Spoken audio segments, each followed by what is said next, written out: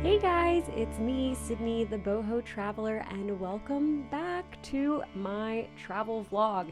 Today I'm going to be taking you on an adventure through one of the coldest and windiest places I have ever been, Iceland. In this Iceland travel vlog, we're going to be visiting the Blue Lagoon, Game of Thrones filming locations, and I'm going to be telling you all about the best way to see this amazing country. If you are looking for assistance planning your trip, head to the description in my bio and fill out the inquiry link and we can get started. All right, now let's jump into it. The Iceland travel vlog, March 2023.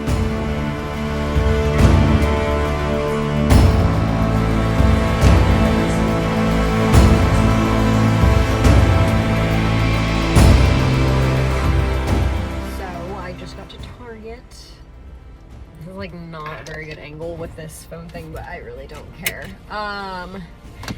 Just got to Target, gotta go buy some supplies. We're supposed to have a blizzard tomorrow. Literally a blizzard is supposed to roll in tonight and it's gonna last until like midday tomorrow. Well, that's what it said in the news this morning, so I'm gonna go home in a minute and watch the news again and see if that's still accurate. But that's fun because I'm supposed to be flying to Iceland tomorrow night, so we'll see how that goes. I'm flying out of Boston, so they're usually pretty good about keeping things in line even if it's snowing, so fingers crossed like my evening flight is fine. But yeah, gotta go buy some supplies like bobby pins. I for some reason didn't acquire any bobby pins in my move recently, and yeah, some other stuff I'm gonna see. I don't know what. It's Target, you know how it is, like you go in there and I'm like, okay, I need bobby pins and dry shampoo, and that's pretty much it. But I know I'm gonna buy some other stuff because I'm gonna see something. Oh, you know what I need? Hopefully they have it. It's like spring, you know, all the spring stuff's out, but I really need some thermal pants because I just realized I only have my thermal top here in Maine and my thermal bottoms are MIA. I just went to Marshall's and they only had one pair, but it was in a size too big and they were not cute. So I'm gonna go in here and see if they maybe have any thermal leggings or thermal tights at least, just so I can have some sort of warmth. I have one pair of really thick stockings already, but it'd be nice to have an extra pair so I don't have to wear the same pair for the entire week. Also, I really don't want to do laundry tonight, so I might buy some more underwear. And yeah, that's the update pre-Iceland, so I will let you guys know what I got before I go. Okay, here's all the stuff I got from Target. I got this really cute dress that I thought was very Viking-esque, and I can wear tights underneath it, and it's cute, and it's long sleeves, and it's very much my style and my brand colors, so yay. Some waterproof thermal pants. They didn't have thermal leggings, which was upsetting. They also didn't have any tights, which was terrible.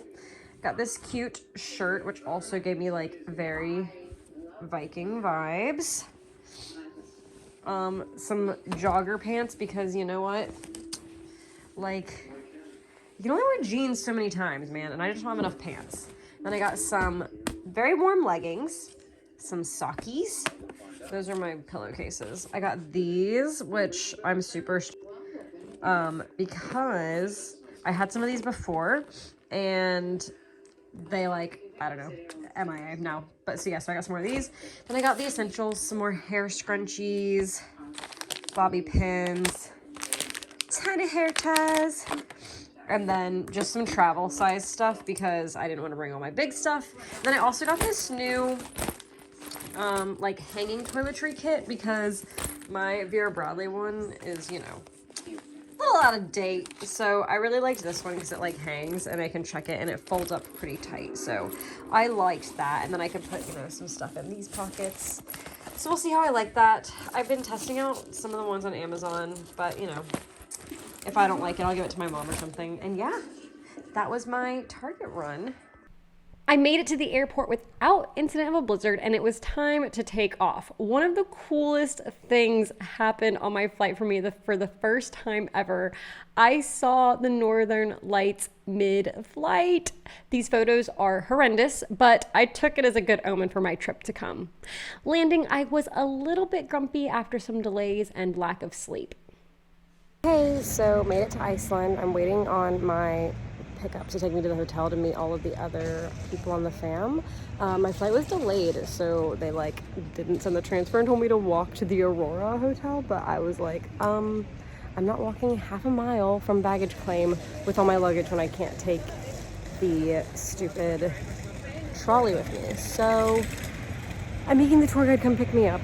So I have to wait outside for a little bit for her to come get me. But yeah, I was like, I'm not doing that. Like, I am no longer a backpacking travel girl. Like, I'm a luxury travel agent now, so we're not doing that. The tour guide did come to get me, and I had a quick change in the restroom, and then it was time for our first stop of the day, the Blue Lagoon. Honestly, I highly recommend this being your first stop in Iceland, because what a great way to unwind after a red-eye flight. I was immediately no longer grumpy. Nope, she said you get one. She's like, if for another one, I have to charge you. So I said, okay. And she said to leave it on your face for 10 to 15 minutes, I think. Well, in the Blue Lagoon, depending on your ticket level, you'll get a face mask and an included beverage. Once you're in the Blue Lagoon, you have unlimited access all day and can even go to their on-site restaurant, Lava, and have lunch there and then return back to the lagoon. The restaurant is full of people dining in both bathrobes and streetwear, so don't feel too odd if you're in your bathrobes.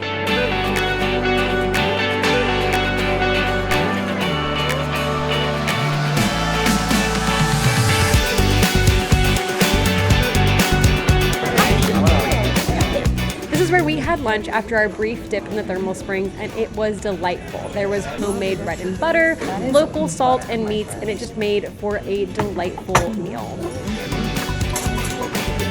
After our lunch, we toured the Silica Hotel, which is a really lovely property located right in the Blue Lagoon and attached to the Lava restaurant. All of the rooms have amazing views, and several even come with their own mini private lagoons. The highest suite category does have its own lagoon, and it also has its own spa and helipad.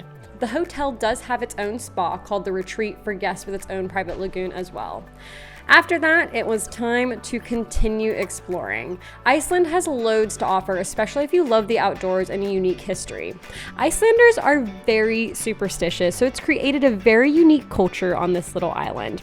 From unique geographic formations to stunning seaside cliffs and beaches of every color you can imagine, Iceland is a wonderland. There are waterfalls, hiking trails, hot springs, snorkeling, diving, and just so much more on offer. Be nicer if Aurora was there. That would be epic. Our first night in Iceland, we were so lucky to just be sitting out in our hot tub enjoying the night, and we caught the northern lights. It was amazing.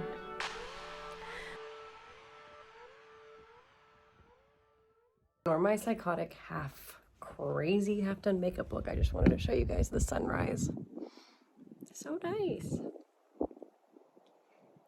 This is the unique Black Church of Budir, where the legend goes if you get married here, you're sure to have a successful marriage. Or so the superstition goes. There's some beautiful trails near here on the Borgarnes Peninsula, and honestly, you would never know that this is Iceland. My biggest tip for a trip to Iceland is to be prepared for the wind. It is insanely windy in this country, and you're gonna wanna pack for it.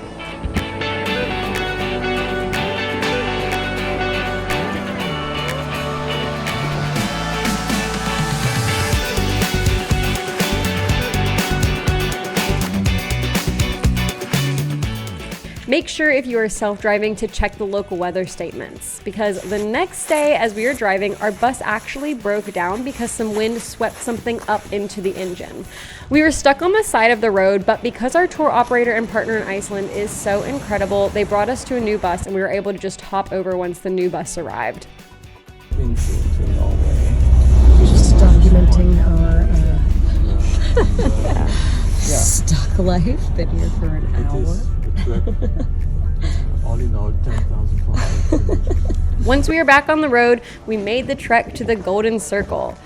Our first stop was Thingveller National Park and the gap between the continents. Here you can actually snorkel or dive in the continental rift, but prepare to be very cold, even if you are in a dry suit. The Sulphur Gap is not for the faint of heart. The Thingveller is where all of the tribes of Iceland would come together once a year to denote the new laws of the land, and as tradition, the Icelandic Parliament still does this every year. After Thingveller, we toured another lovely 5-star hotel in the area, which is a great property for families if you're wanting to stay outside of Reykjavik. We then went to the tomato greenhouse, which is a great place to stop for lunch while you're exploring the Golden Circle. This greenhouse produces the majority of tomatoes in Iceland, and they are delicious. Be sure to make reservations in advance. We then went to Gullfoss, which is one of the largest waterfalls in Europe, and it was windy. Go to Iceland. They said it would be fun.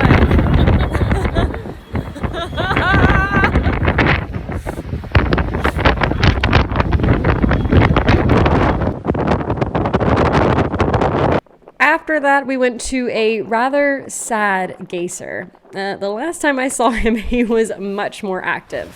Ooh, hey. Scared me.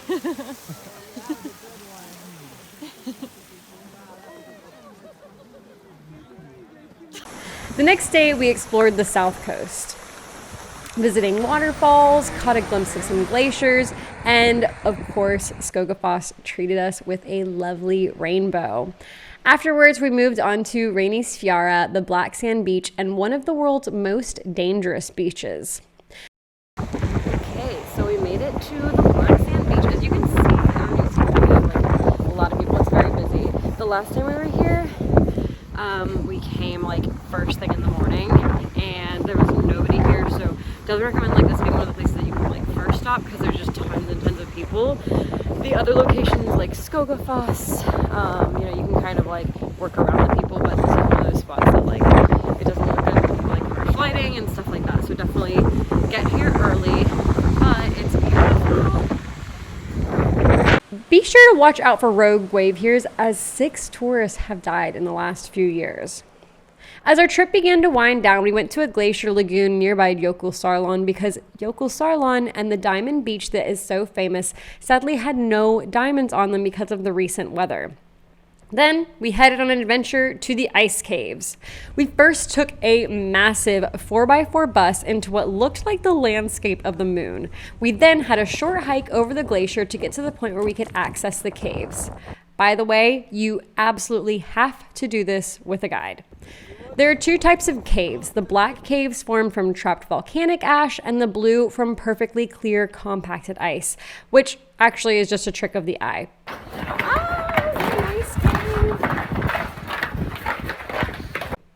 These caves change every year, so you'll never see the same 2 caves. This was one of my favorite parts of our trip, and I highly recommend adding it to your bucket list.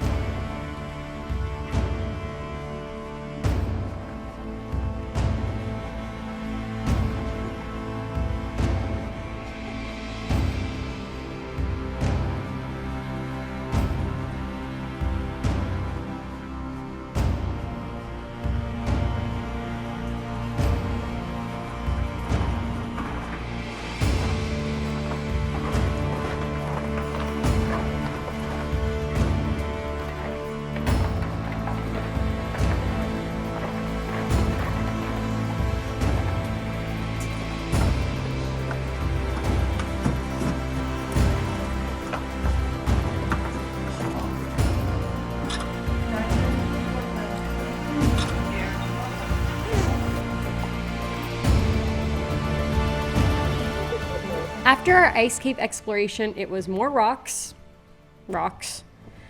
and of course more wind, and wind. Right next to and wind. We then went and explored Reykjavik, and by explore, I mean did some shopping, but we had one more experience planned, the Sky Lagoon, which turned out to be one of my favorite places we visited. Be warned though, it does have a little bit of an Instagram-y vibe. The best part though is the 7-step Viking ritual, which first starts with the cold plunge. Party! Okay, we're going into the polar plunge.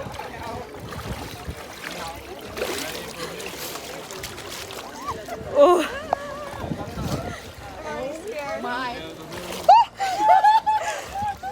Oh!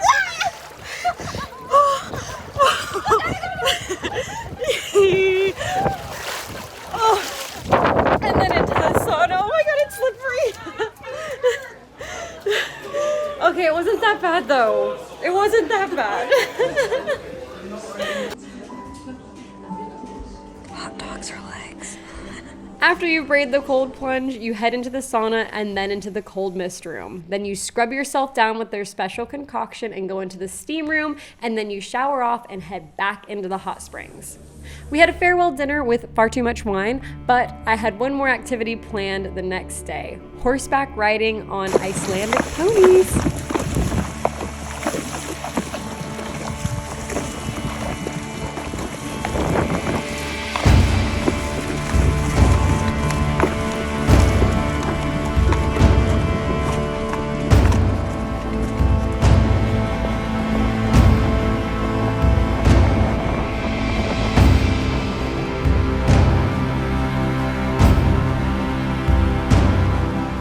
So I just wanted to conclude this Iceland travel vlog. I did want to say I didn't take any footage of this because I got a little it was just hectic. So during the Icelandic horse ride, one of the girls, like, her horse got spooked and she screamed, and then she fell off her horse, which spooked the other horses, and my horse like took off, but I stayed on like a normal person. Not saying that you can't get thrown off a horse, but like she literally, like, she jumped off her horse. She didn't even fall, like she jumped off her horse. One of the other horses like reared up and the tour guide fell off. My horse like ran off and I had to like come back around. It was crazy. So all that to say, this is not her first time falling off a horse either. This was her second time, she told me. I was like, maybe you should stop riding horses. So all that to say, if you're not comfortable riding horses, maybe don't. But yeah, so that is all I wanted to say to kind of conclude that story, because I didn't really take any footage after that, but I did get home safely. And by the way, I am no longer in Maine. I am back in Spain. So I'm excited to have you guys watch this Iceland travel vlog. If you need any help planning your upcoming trip to Iceland, there's an inquiry form in the description below, so be sure to fill that out, and I would love to help you plan your next adventure. And if you have any questions about Iceland, let me know. I would love to help you guys out. Talk to you next time.